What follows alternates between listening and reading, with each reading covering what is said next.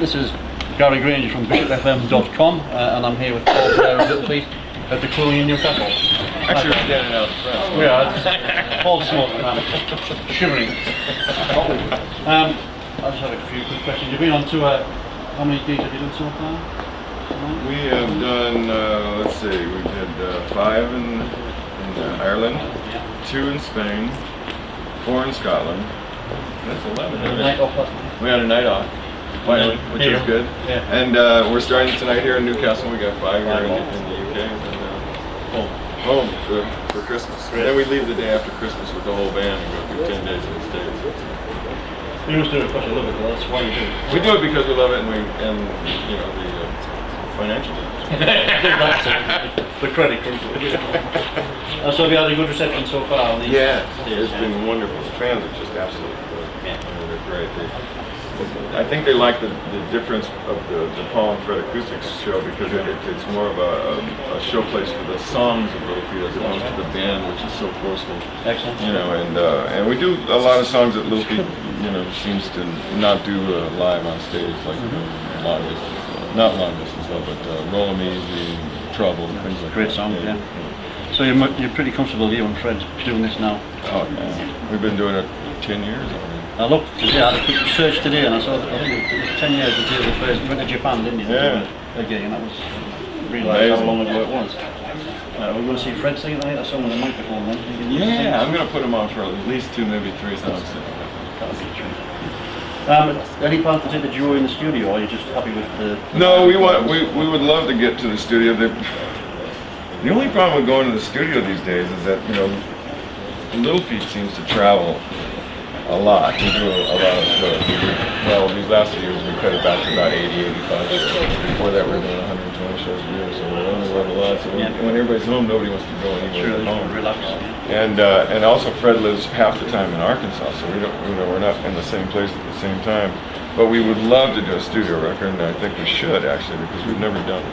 We've only got 2 live products that are out, the DVD and the CD. Great. I want to talk about your influences. I did some research, of course, and I see Mississippi John Hurt was one of your big influences. He was my first, that's for sure. I was 13 and I got that Our Hooley record with him playing those songs, and I'm like, man, this guy is just, this is the real deal. You know, and from there I got to, you know, into Robert Johnson, Muddy Waters, and some of the old, more acoustic type stuff, and then I got turned on to John Lee Hooker when I was about 15. I put a little boogie beat in it. Look out! And you know, from there it was like, you know, some jazz guitarist, Borzabo,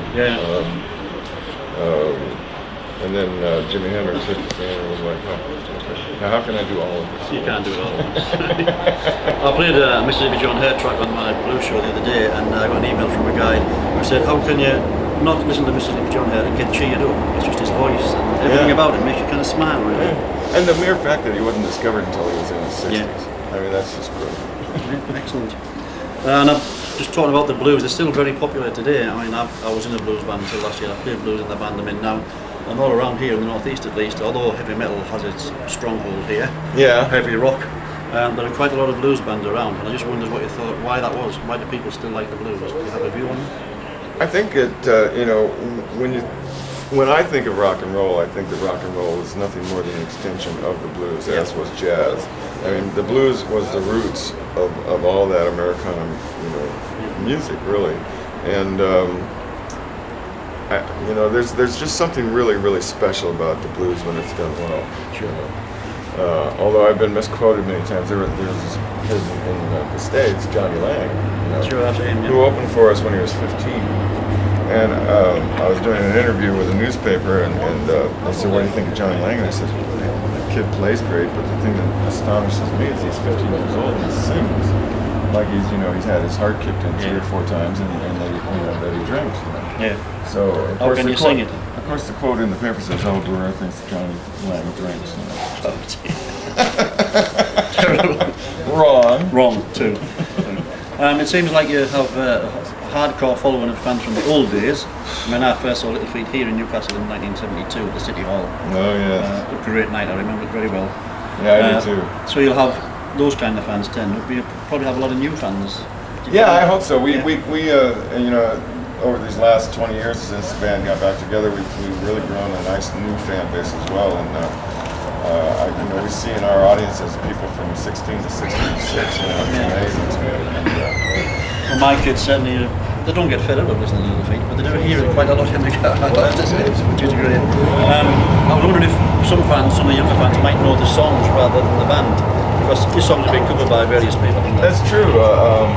Some fans of the Black Crowes were you know, kind of turned on to us by them doing Will and you know, fans of God, I'm drawing a blank. Big jam band from Athens, Georgia. Jimmy Herring plays with them. Aquarium Rescue. No, not Aquarium Rescue, but Widespread Panic is Widespread Panic. Yeah. They do Down on the Farm, which I thought was amazing. And then there was a lot of Fish fans who got turned on to us by them doing Time Was a Hero. Dave Matthews. So, you know, you know, it's kind of cool. Who does the Fat Man? We do it. Dave Matthews. Oh, Dave Matthews does Dave Fat Matthews Man on does our Fat Man, record, yeah.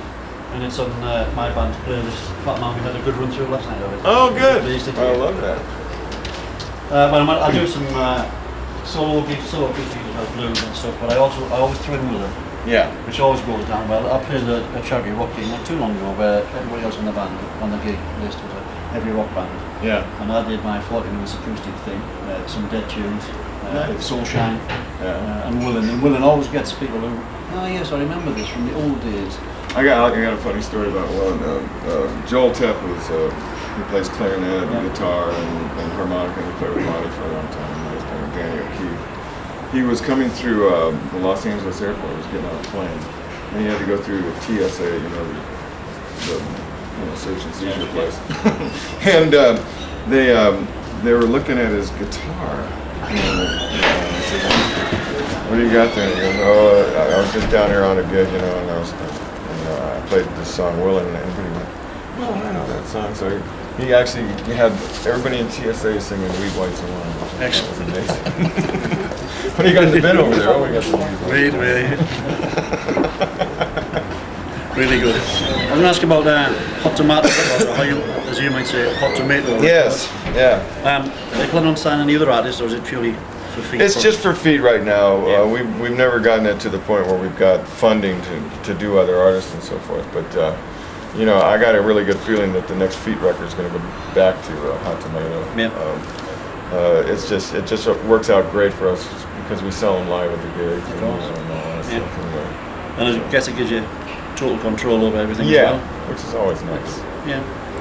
And you're following the business lead of other jam bands like the Dead and String Cheeses, and they formed that whole business, didn't they? String Cheese with Madison touring, I think it was, that promoted all the road gigs and everything. Madison House, that's it, yeah.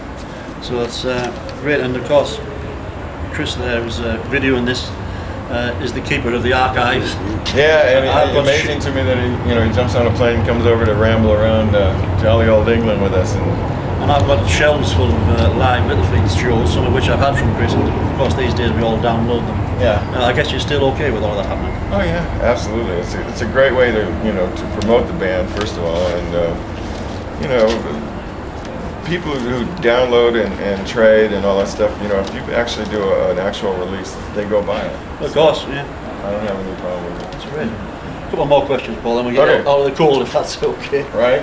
I've had a sneak peek at the Little Feet website today, and there's some tour dates that might be happening next year in the UK. Is that likely to happen, do you think? We're hoping. It's not set in stone yet, but they're trying to book dates. It's either going to be late spring or early summer. That'd be great. But they watch, it'll turn around and it'll be early spring and I'll be there. I was just looking at the guitars there because as you see on the card, I have a blog about guitars and stuff as well. I just wonder what you carry on the road. Is that just the one guitar you bring? I just bring the one. It's a Epiphone EJ200, which is their J200 copy, but it's got a cutaway, which is good for me with the slide. And I kind of endorse Epiphone. When we first put the band back together, they gave me Gibsons and stuff, and then I guess they traded us down to Epiphone. Mm-hmm. Well, over here, the Epiphones we get over here are made in China, and they're not that great. Oh, this one was made, I think, at the Gibson company. It has, and I've had it for close to 16, 17 years now. So, you know, even the bad ones, if the wood ages nicely, you know, it sounds pretty decent. You know, and for a guitar that you know, when you're on a live gig, and you're plugging it in. You know, you're lucky if it sounds acoustic. You are, you're right. So do you just use standard tuning for? I use an open G, I use an open D, I use an open A on the Lilted shows when I have another guitar. Yeah. It's tough to tune that thing up to an open A. And then I use standard tuning for songs like Stand Back. Great. Thank you very much, Paul. That's been Thank you, Len. Thank you, sir. I appreciate it.